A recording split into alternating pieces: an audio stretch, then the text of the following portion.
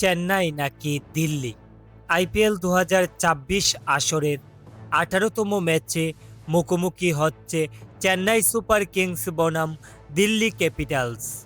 ১১ই April দিনের দ্বিতীয় ম্যাচে বাংলাদেশ সময় রাত ৮টা এবং স্থানীয় সময় সন্ধ্যা ৭টা ৩০ চেন্নাই এবং দিল্লি মুখোমুখি হবে। এই ম্যাচে কোন দল জিতবে? প্রতি ম্যাচের মতো এবারও আইপিএল ২০২৪ আসরের ১৮তম ম্যাচটিকে নিয়ে ভবিষ্যৎবাণী করেছে জ্যোতিষী বিড়াল।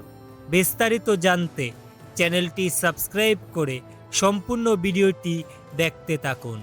শনিবার ১১ই এপ্রিল চেন্নাই সুপার কিংস ও দিল্লি ক্যাপিটালস এবারের আইপিএল সিজনের ১৮তম ম্যাচে মুখোমুখি হবে।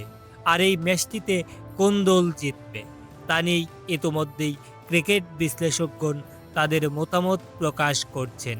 এদিকে দর্শক, এখন পর্যন্ত আইপিএলের চলতি আসরে চেন্নাই ৩টি ম্যাচ খেলে ৩টি ম্যাচেই হেরে পয়েন্ট টেবিলের তলানিতে অবস্থান করছেন। অন্যদিকে দিল্লি ক্যাপিটালস ৩টি ম্যাচ খেলে ২টিতে জয় তুলে পয়েন্ট টেবিলের ৪ নম্বরে অবস্থান করছেন।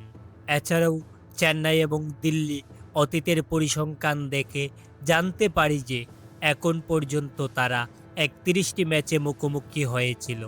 এর মধ্যে চেন্নাই জয় পেয়েছে ২৯টি ম্যাচেই, অন্যদিকে দিল্লি ১২টি ম্যাচেই জয় পেয়েছিল।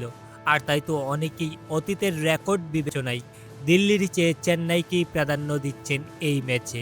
এদিকে দর্শক, সবাইকে চমকে দিয়ে প্রতি ম্যাচের এবারও আইপিএল ২০২৪ আসরের ১৮তম ম্যাচটিকে নিয়ে জ্যোতিষী বিড়াল ভবিষ্যৎবাণী করেছেন। সেই ভবিষ্যৎবাণী অনুযায়ী এই ম্যাচে জয় পেতে পারে দিল্লি ক্যাপিটালস। তো প্রিয় দর্শক, আইপিএল ২০২৪ আসরের ১৮তম ম্যাচটিকে নিয়ে আপনাদের মতামত কি? অবশ্যই আমাদের কমেন্ট করে জানাতে বলবেন। ধন্যবাদ সবাইকে।